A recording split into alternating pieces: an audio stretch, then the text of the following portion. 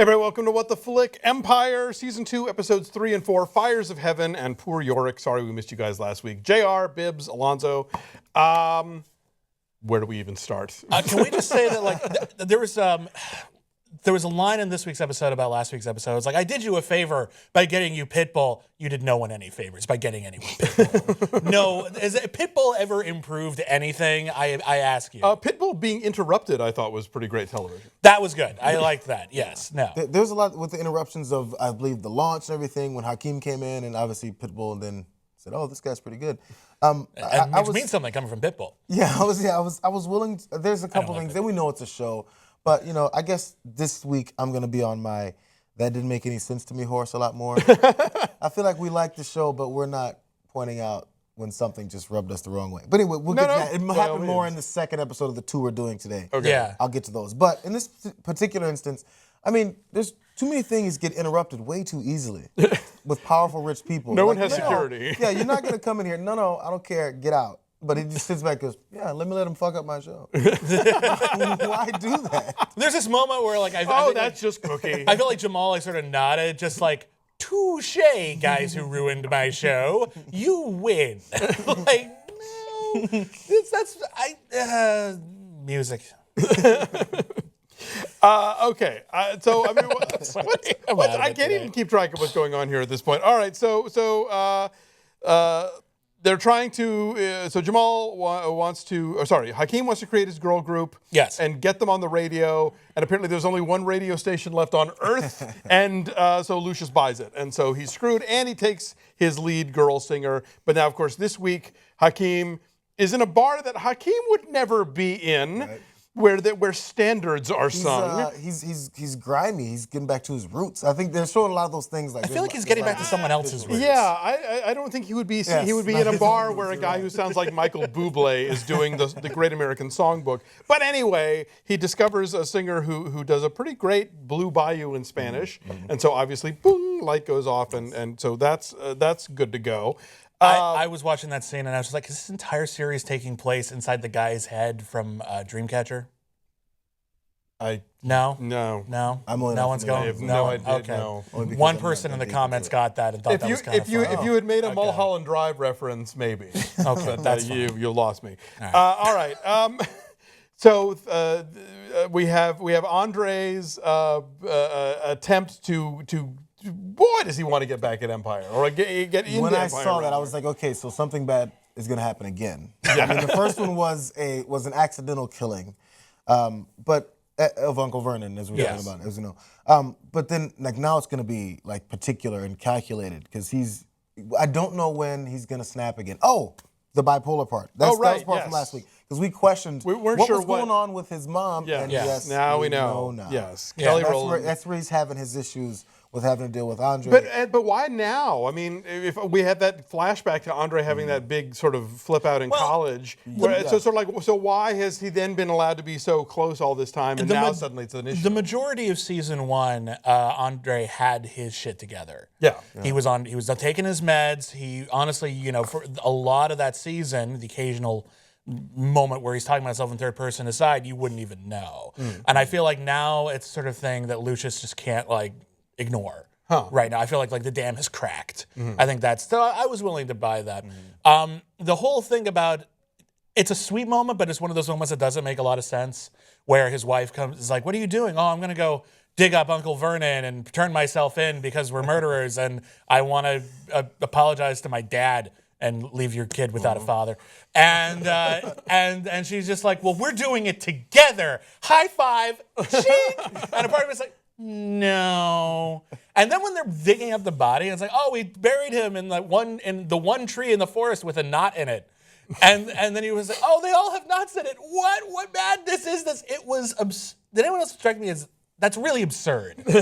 And they didn't check before. Maybe? Well, not every single tree has a knot in the same place and only one. Like they're all the same tree. Like that was silly. That was a bit of a stretch, but on this show we I feel like it was focused on other points of this scene, so they didn't want to, get too creative with how they labeled where they found where they buried Uncle Vernon. But no, okay, so that leads me to one of my issues. Okay, I'm sorry. You guys are more film and TV guys than I am. You guys analyze and watch a lot more of this than I ever do. But there's one thing I do know is that every time there's ever been a gangster movie where someone is burying a body that they just killed, there's always, the taillights are bright as fuck, and when they're burying the body, why do we have to recreate this every time? I've only seen 2 to 3 of the gangster movies, but they all have it in it. So now we're creating the gangster scene where, they're digging up the body, and guess what I'm gonna see? It's like my brain told me this before I saw it. Yeah. We're gonna see really bright taillights. Because when you're trying to hide from authorities and you're digging up a body, you turn your lights on as bright as possible. Right. Well, and make the scene red. No, fair enough. You have to light the scene some way, right? It can't just take place in total darkness. So you have a couple of options. One is you do absolute bullshit like Lord of the Rings, everything's bright blue and that's how you know it's night. Or if you're going with something a little bit more realistic, well, what's the only light source we have? It'll be the car. Yeah. And they're going to need a little light as well just to figure out what they're doing. It's not like they're on Amazing Race and they go around with those head things that everybody's got. But so it's a challenge, I understand. No, you boost it as much as you can. And yeah, it is. You're right, it is a cliche now. But I think it's that or a flashlight in the mouth. I mean, there really aren't a lot of choices That's my thing. When I was in Moonlight, something, okay. When I was in film school, which means so much now, but when I was in film school, they talked about like those kind of cliches. And one of the things they said was, it's a cliche. Feel free to comment on it. Feel free to even deride it. But until you come up with a better way of doing that, cut them some slack because there's a shorthand and we came to it for a reason. Can we talk about Cookie telling the district attorney that her weave needs to kill itself? That is going to carry me for the rest of the season, I think. But I love that that after 17 years in prison, you can still lock Cookie in a room and she will immediately flip out. Like, I actually like that. I thought that was great. I mean, no, I get that.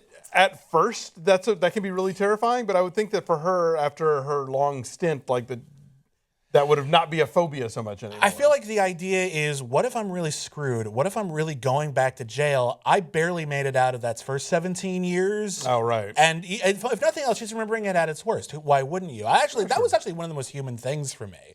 And I was like, I totally buy anything she'll do to get out of this. I really will, because I would suck in prison. I would be terrible. There's no way. Yeah, I'm making it out of prison alive. It's terrible. But did you guys think she was gonna fully snitch? Because it turned into a plan, obviously. Yeah. Yes. To first off get out of there, and at the same time help herself. I did not think. I mean, I knew she was going to say something misleading just to sort of get her out of there. That she could then turn it into a way to screw up the radio deal. It was like, that's so Cookie. It was exactly. That's so Cookie should be the podcast we have about this. Top 5 Cookie moments. So I mean, since we got to when she was already in jail for at least the interrogation process. Yeah. But just her going. Okay, so they also had the Black Panther scene where Jamal and Hakeem get in their fight. Yeah. But even before that, there's a lot of, as we know, there's a lot of cues to real life. They went through the Black Lives Matter thing before. Sure. The police brutality, which is the basis of this. A lot of it with this scene, and I enjoy it because I feel like a lot of times it's sending messages, even though it's still an entertaining show. Right. Even so, they disappointed me a little bit. I get it. Yeah, the "if I die in police custody" line, it rubbed me the wrong way. I didn't like it. I had a frown on my face. That was a little dark, right? Yeah, because she said it with a comedic, it was that's a laugh line almost. Well, the way she said it. It is. And it's more important I'll give you than that. That rubbed me the wrong way, too. I'm obviously deferring to you on this one. For me, I kind of agree in that I feel like it's at least throwing this stuff into the conversation, and it's throwing it into the context of a show that is broad in all things. Like, this show's never going to stop and have a 5-minute discussion about the private prison system. Or whatever. If they did, actually, that would annoy me a little bit because I was like, you guys just mix it in nicely. You're better than this. Oh my God! You know what? I want one episode of this show to end with the entire cast sitting down, here, whatever. It's we have a lot of fun on this show. But you know what's not fun? Police brutality. Did you know? And a little rainbow over their head and stuff. It'd be great. No, I kind of like that they're willing to sneak shit like that in, and remind people about, that woman, they got arrested and it was a suicide, but maybe it wasn't a suicide, or probably wasn't a suicide.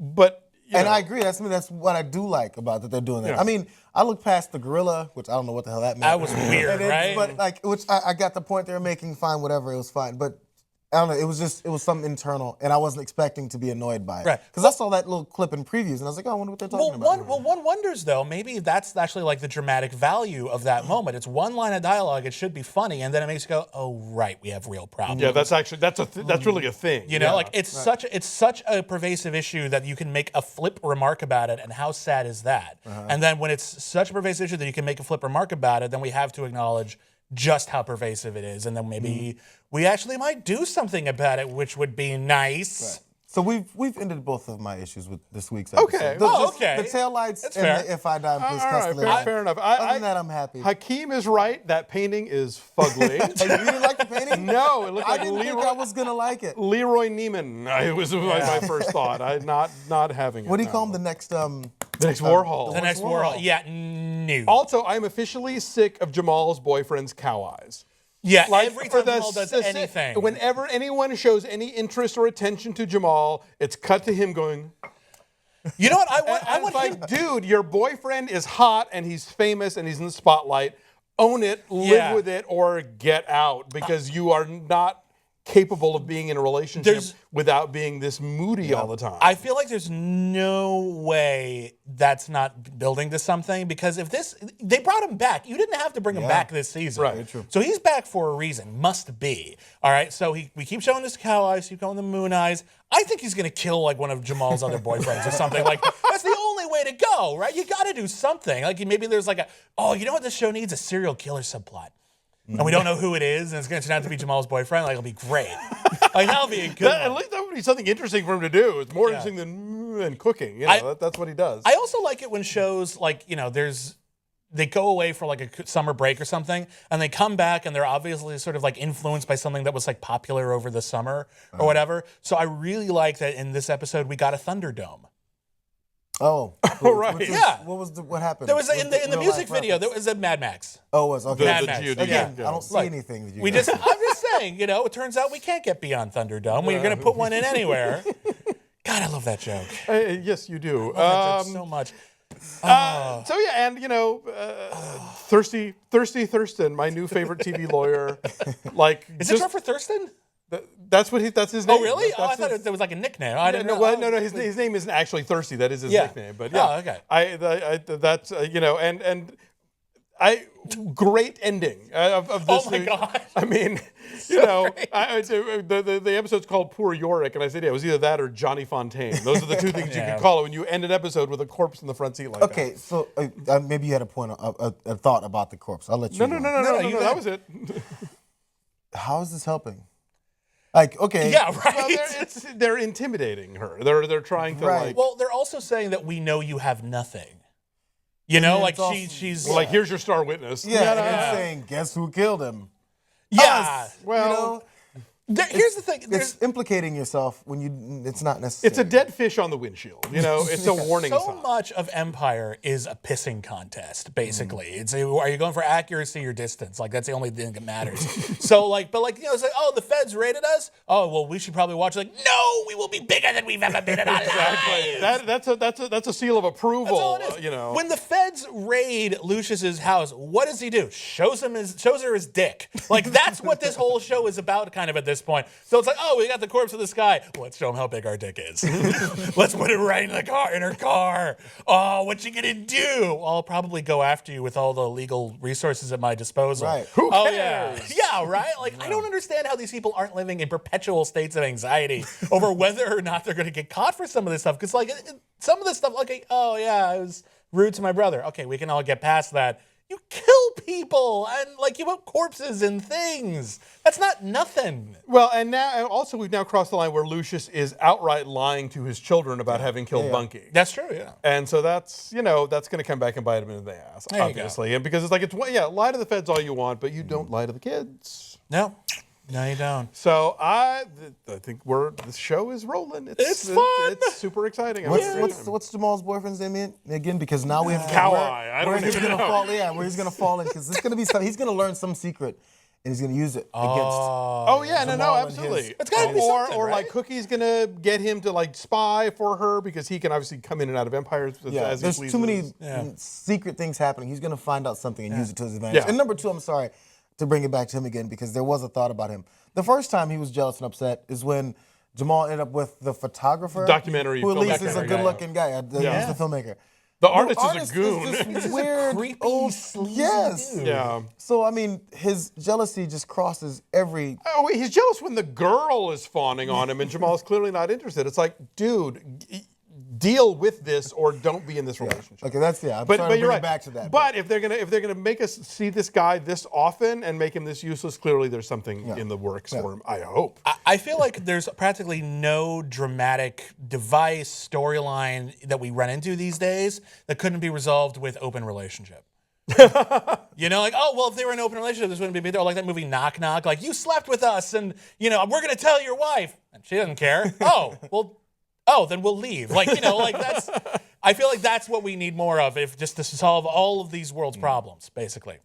I got no beef with that. All right. We'll be back next time. Thank you for joining us.